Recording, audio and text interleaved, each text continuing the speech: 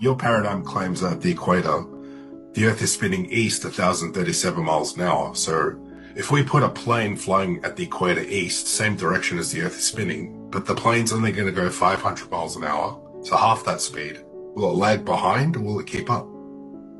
No, that's because the air is going with it, and your air speed means it's the speed with regards to the air. Right, so then if we turn around, is it going to have 1,000 mile an hour headwind, or is it just going to have no headwind?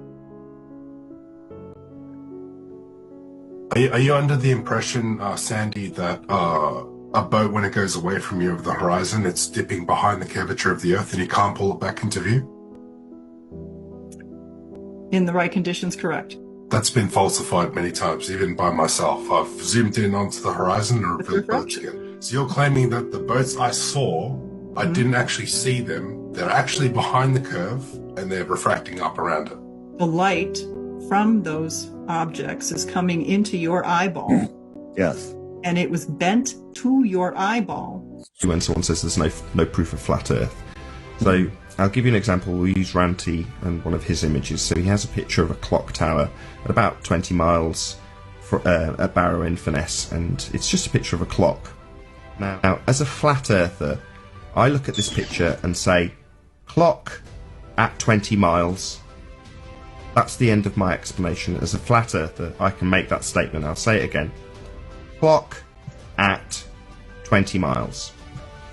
Now, if you're a fundamentalist religious zealot, then that's not a clock at 20 miles. That would be a slightly looming, non-standard refraction hyena holographic projection of a clock from behind the reified edge of a sphere based on an R value and a begging the question proof of nothing perspective hijacking curve calculator to turn a clock which seems to be there into a clock which is not actually there. That's what you have to assert if you're a globehead. So it's not a clock, it's a holographic projection of a clock from behind the reified edge of an Earth curve based on a begging the question proof of nothing perspective hijacking curve calculator. As opposed to me, that's a globehead explanation. I say clock, 20 miles. Back in 2019, a civil engineer in the UK was working on a massive bridge project, stretching more than 20 miles across flat land. As he pored over the blueprints, something, well, odd caught his eye.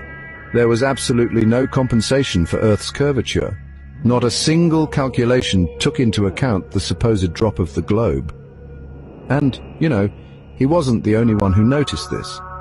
Pretty soon, a group of engineers, surveyors, and architects started asking just one simple question. If the Earth is curved, why aren't we building with the curve? Why do blueprints, laser levels, and total stations all assume a level plane rather than a ball? They weren't out to challenge science or anything like that. They just wanted answers. But what they discovered, well, it turned everything they'd been taught completely upside down. So let's do the math. The Earth is supposed to curve at 8 inches per mile squared. That means over 1 mile you'd expect 8 inches of drop. Over 10 miles, that adds up to 66 feet. And if you look at 20 miles, that's nearly 266 feet of curvature. Yet when it comes to building canals, railways, or pipelines, no one ever accounts for that kind of drop. Engineers use something called plane surveying, basically flat surface geometry, because it just works.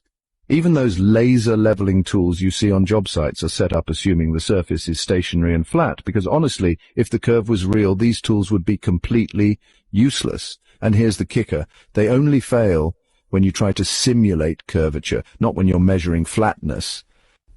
A retired highway engineer confirmed it. In over 30 years of work, not once did a project include adjustments for Earth's curvature. Long roads, bridges, even airport runways, all built flat. And when asked why, he said, because if we added curvature corrections, nothing would align.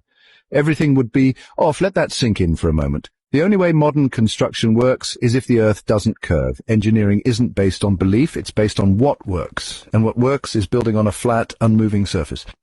If the globe were real, skyscrapers would lean, railways would arc, and water would visibly curve. But it doesn't, because the Earth isn't spinning, and it isn't curved. It's solid, still, and flat. Still trust the textbooks over the people who actually build your world? Tag an engineer, share this video, and follow now. Because when construction is based on flat Earth math, the globe collapses. Oh, and just so you know, this video is for entertainment purposes. Imagine this. What if NASA and every government on Earth came out tomorrow and said the Earth is flat and completely still, and the so-called flat earthers were the ones arguing for a spinning globe? You'd laugh, right? But here's the mind-bending part. If that happened, nothing about your daily life would change, and that alone might prove everything. Right now, we live in a world where the globe model is treated as unquestionable fact. Schools teach it, NASA reinforces it, and we all repeat it without ever testing it ourselves. But if the roles were reversed, if the authorities told you the Earth was flat, you'd accept that too. Why? Because most people don't believe based on proof. They believe based on authority. The real problem isn't just what we're told. It's how easily we're conditioned to accept it. If we're told we're spinning at 1,000 miles per hour while orbiting the sun at 67,000 miles per hour, we nod our heads, even though we can't feel a single thing. But if they told us tomorrow that the Earth was flat and motionless, our senses would actually agree with it. Here's where it gets wild. This thought experiment exposes the truth. The Earth we experience, the ground beneath your feet, is flat, still, and level. You don't feel motion. You don't see curvature. You don't experience a globe. The only reason the globe survives is because it's the version sold by authority. Think about it. If NASA declared Earth flat tomorrow, the exact same photos they show us now could be used as proof. The same plane flight paths that already make no sense on a globe would instantly be called evidence. The sun's local movement, the horizon always rising to eye level, and water always finding its level, suddenly all of it would be mainstream science. Quite the twist, isn't it? Nothing about reality would change, only the story we've been told would. And if changing the story flips the science, maybe the real question isn't, why do flat earthers doubt the globe? Maybe it's, why doesn't everyone else? It's a bit of a head-scratcher, isn't it? So, imagine if the roles were reversed. Would you still believe in a spinning ball? Or would you finally see the ground under your feet for what it really is? Follow this page right now, because if this thought experiment cracked your brain wide open, the next one will blow the globe myth apart completely.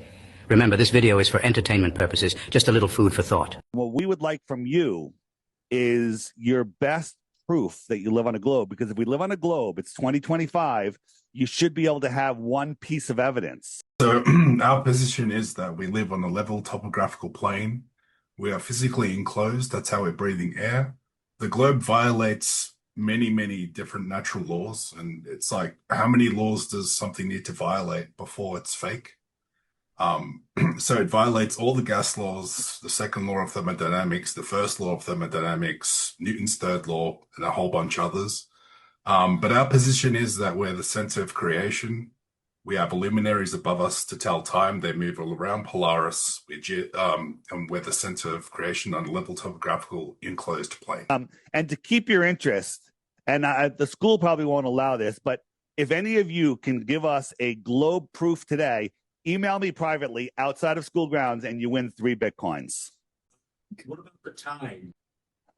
So we're told that the tides have to do with the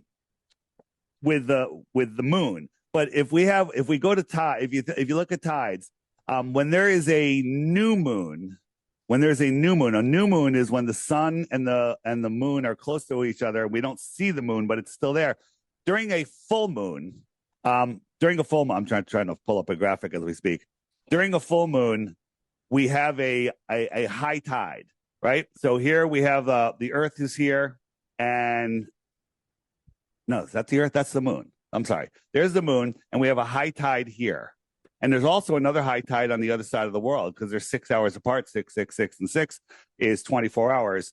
So why is it when we have a full moon that we have higher high tides than when there's a new moon? Because when we have a new moon, the sun and the moon are both on the same side of the Earth, and there should be a higher tide. And let me give you your official school-taught explanation on why there's a high tide over here. The moon's gravity is pulling the water away from the Earth, creating a bulge. And at the same time, it's pulling the Earth away from the water on the other side, creating another bulge. And the reason that you're scratching your head is because that's a ridiculous statement, but that's what they want you to believe. And my theme is, you're not stupid. It's stupid. The stuff that they teach you is so stupid, but you believe it because it comes out of a book, right? How do you become a teacher? How do you get a degree? You memorize and regurgitate everything. You guys have spent 15 years in school, and what are you going to get? You're going to get a piece of paper that qualifies you to what?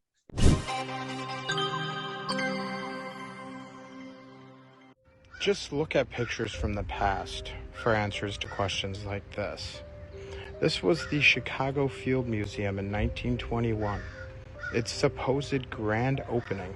Its grand opening after sitting abandoned since 1893, the narrative tells us, when this building, like over hundreds of others, were made in just 2 years' time and torn down just 6 months later, except for clearly this one, which they decided to keep around, abandoned and in ruins for almost 50 years.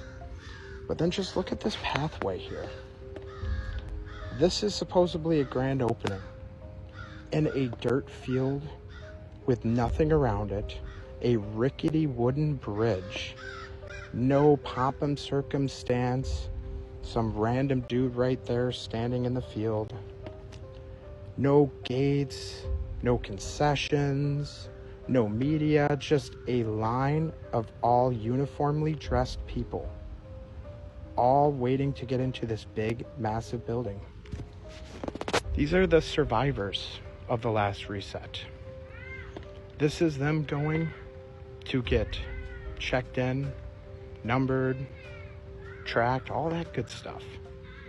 And then the children.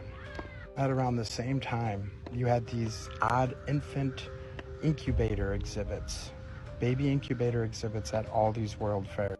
And also at the same time, you had these orphan trains, which had hundreds of thousands of unaccompanied children transported all across the country, given to random new homes and placed in these massive orphan asylums that look very much like repurposed old world architecture to me.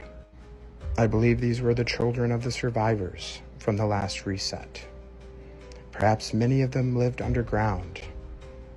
There are so many ancient cities that could house tens of thousands of people that archaeologists have uncovered, found deep beneath the surface.